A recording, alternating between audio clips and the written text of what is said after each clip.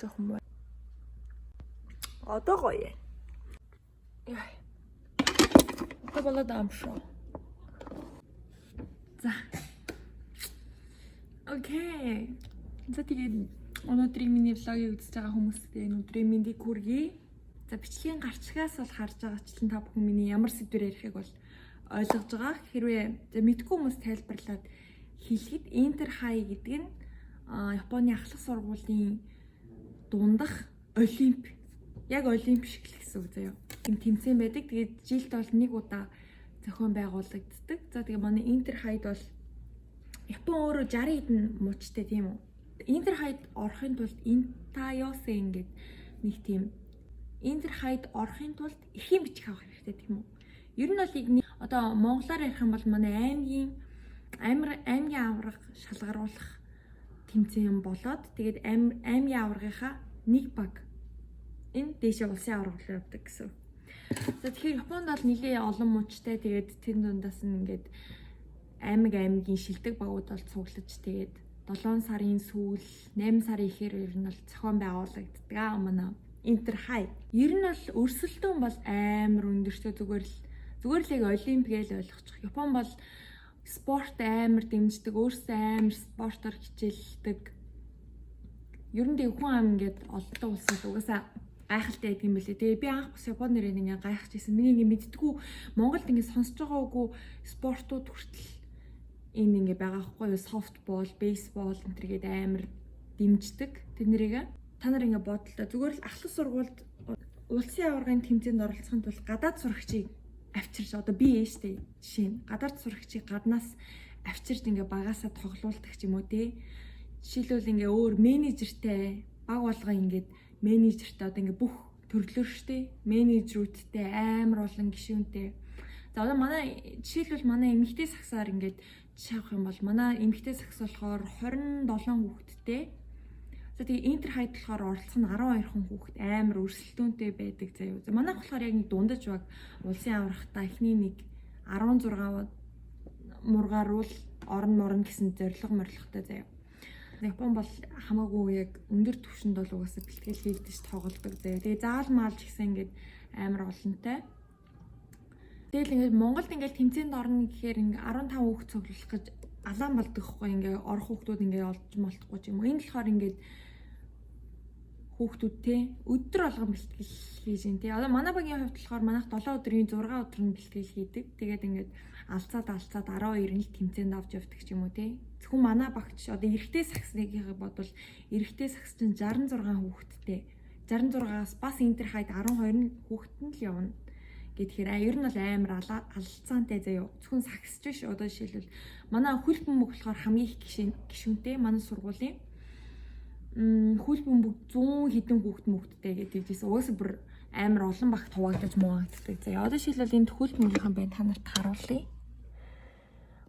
Энд ингээд хөл бөмбөгийн A багийн бэлтгэл нь дуусчих шүү. Тэгээд ингээд A баг, C баг энтер гэж бас хуваагддаг. За тэр бас амар энэ жил Хоккайдод болсон. За Интер Хай гэдэг нь штэ ингээд жил болгон өөр аймагуудад болдог заяа. Одоо өмнө жил гэвэл Кагава гэдэг аймагт болсон бол энэ жил Хоккайдо гэдэг аймагт болдог. Тэгээд ингээд жил болгоо ингээд Хирошима, өөр хаанч ингээд бүр ингээд баахан ингээд Японы ингээд баахан аймагуудад болдог заяа. Тэгээд тэрний учир нь болохоор мэдээч одоо жишээл эдийн засгийн холбоотой гэж бодож шүү дээ. Ягаад гэвэл ингээд амар хүүхдүүд чинь ингээд бүх төрлөөр тийш очихоор чинь ингээд буудлын мөнгө тэгээд одоо жишээлбэл хүүхдүүд чинь бас зүгээр очихгүй шүү дээ.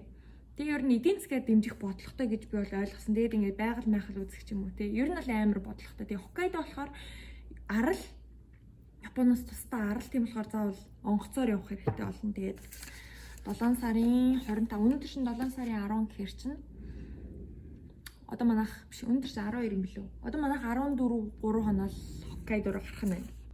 За тэгээд Интер Хайн болохоор 36 төрлөөр зохион байгуулагддаг. Тэгээд 1963 он санаачлагдаад 1970 онд бол үүсгэн байгуулагдаж яг ингээд эхэлсэн. Тэгээд анх үүсгэн байгуулагдаж байхдаа ингээд цөөхөн спорт байсан бол тийм ингээд ороод одоо болохоор 30 зэрэг спортын төрлөөр Японы ахлах сургуульд ч амар ингээд сонирмон тараа. Энэ одоо жишээлбэл ингээд юм шүү дээ. Энэ болохоор Тотори, манай болохоор Тотори гэдэг аймаг хгүй юу? Тэгээ Тотори аймгийн одоо энэ одоо бүх тэмцээнд оролцож байгаа хүүхдүүдийнх нь ингээд зураг мураг нэ сонин мөн дээр ингээд гаргадаг болсон байж штэ. Одоо би танартай штэ ямар спортын төлөвлөлөөр болохоор энэ хайн зохион байгуулалтыг яаж юу гэж бодож ин заяа. Энэ болохоор одоо хуваар нэ. Одоо би танарт хэлж өгье. Рикжо буюу гүйлт, хөнгөн атлетик тий. Хөнгөн атлетикийн дотроо ингээд амар олон төрөлтэй штэ. 100 м, 400 м хэд мэд, ойрын зайны гүйлт, холын зайны гүйлт. Тэд нар чинь бүгдээрээ болно. Зөө. Тэгээ тайсо гэдэг дээ штэ ингээд нэг ийм юм эргүүлээл бөмбөг ингээд уран нугардаг. Тэр чин болдог. Болно. Усан сэлэлт, сакс, волейбол, гэрээний теннис, газрын теннис, хандбол, энэ гандбол юм шиг байна. Гандбол, тэгээ хөл бөмбөг, бадминтон, софтбол гэдэг якитай адилхан, бейсболтой жоохон адилхан гэхдээ арай өөр. Тэгээ сумо. Сумо бол угаасаа ойлгомжтой Японы юу байгаа штэ. Тэгээ манай сургуультай сумогоор 2 хүүхэд байгаа. Ер нь сумогоор ингээд манай сургуульд амар олон хүүхдүүд ирдэг заяа. Тэгээ дунд сургуулиар ч гэсэн 2 хүүхэд ирсэн байгаа. Тэгээд монголчуудыг бол сумогоор авдаг. Тэгээд кендо гэдэг байгаа штэ. Кендо гэдэг Японы самура мамурагийн нэг модон юм барьж байгаа. гэдэг штэ. Кендо бол байгаа. Японы яг самурагийн уламжтай гэх юм уу самурайтай холбоотой заяа. За хамгийн амар нь бото гэдэг байгаа байхгүй юу? Бото гэдэг нь болохоор зав нөгөө нэг зав ингээд нэг ийм урт нөгөө юм гонжгоо зайдан дээр ингээд сууж байгаа ингээд сэлүүртэд уралддаг. Тэр спорт байна гэж бодлоо. Гэтэ манай сургуульд байхгүй. Карате. Юу юм бэ? Чөлөөт бүх юм уу? Ресүринг чөлөөт бүх юм шиг байна. Тэгээд дараагийн нь болохоор ном сум харва. Монголчлаа за монголчлоод хэлвэл ном сум харва. Гэтэ монголынх шиг сум биш. Арай бүр амар юм том нэг сум байдаг хгүй японочдын өөрсдийнх нь тэрнгээр бас байдаг. Тэгээ өмсгөл нь амар сүртэй заяа. За тэгээд теннисийн 2 төрөл байд юм ээ. Софт теннис, зүгээр газрын теннис. За дараагийнх нь энийг та нар сонсоо зүгээр what the fuck гэсэн бүр гайхалтай гэж бодно. Уулан давралт штэ. Уулан давралтаар Японы ахлах сурагчид өрсөлдөж ийн гэж боддоо. Дараагийнх нь болохоор мэдээж дугуугаар уралддаг.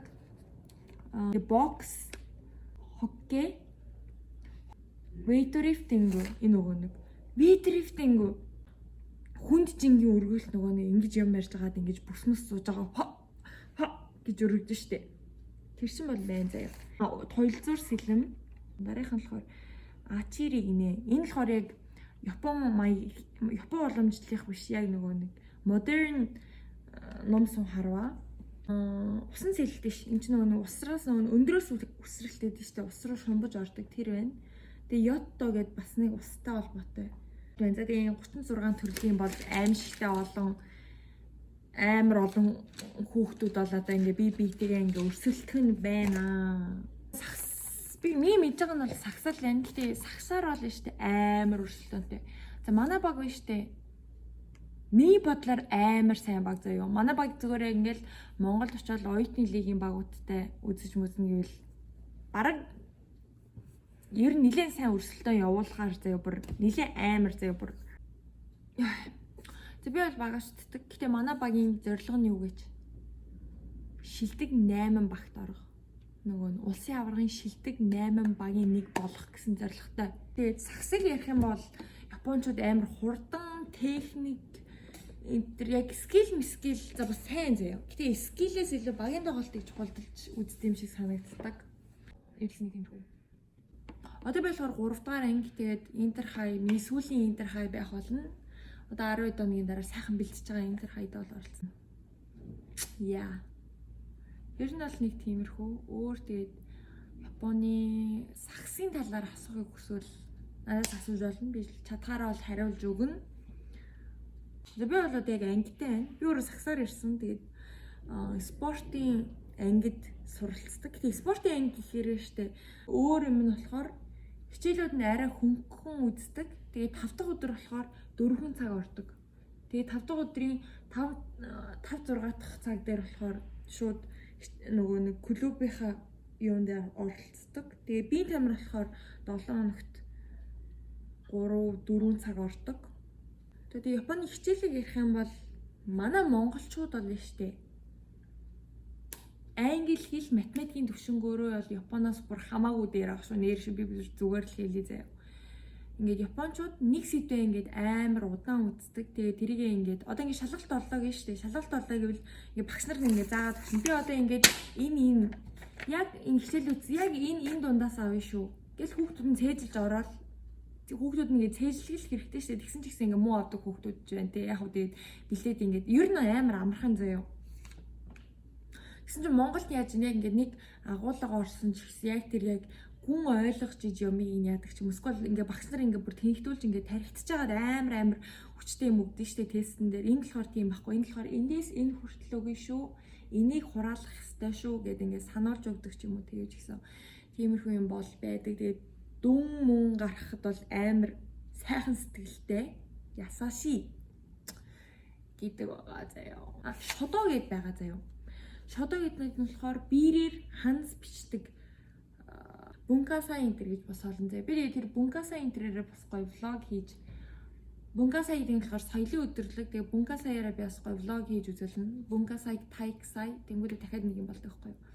Яг та нар аним үздэг байсан бол манай Inter хаяг бол мэдж байгаа шүү дээ. Haikyuu, Kuroko no Basket гэдэг өөр чинь нэг сэлхтийн free гэдэг аним дээр гарч ин Slam Dunk дээр гарч ин.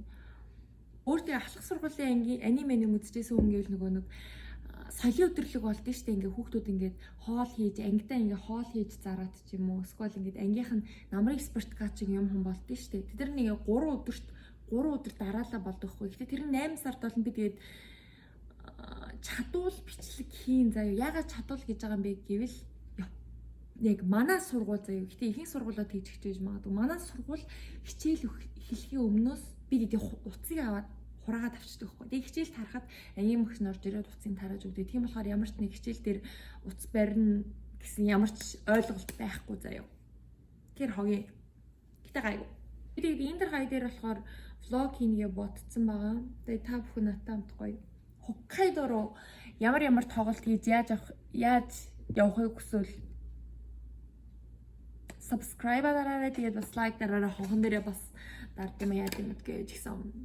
Эхлээ Хоккайдо явахгүй. Эхлээ манайх Осака гээд хот руу явангуудаа Осакада 2 хоног бэлтгэлийн тоглолт хийгээд тэгээ Осакагаас Хоккайдо руу явна заяа. Тийм болохоор юу ч гэсэн.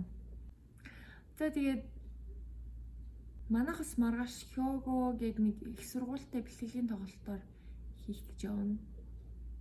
Тэр үед бол ихтэй влог бичих. Би яг Хоккайдо руу явах влогоо бичих гэж бодвол яг ингээл паун л хийсэн байгаа заяа. Би танаас гоё гадаахаа харуулах. Тэгээд манай анги бол иймэрхүү энэ хойноо юм юутай. Манай самбар бол иймэрхүү. Хогийн халуун. Тэгээ бүх ангиуд болохоор агааржуулагчтай аимшигын халуун Япон бол. Гэтэ Монголд ерөөсө 100 хичээл ордог болохоор мэдгүй. Гэтэ нэх амар халуун байдаг гэсэн мэт. Гэтэ энд бол зүгээр хүч байгаа юм чи. Би тийм гадаагийн маань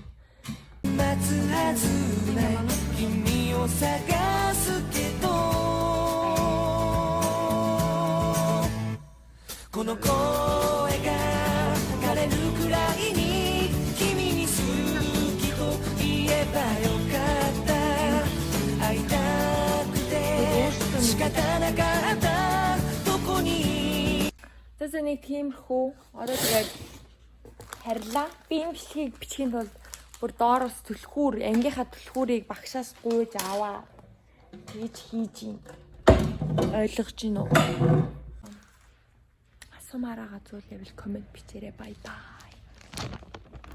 Bye bye. Subscribe дараарай.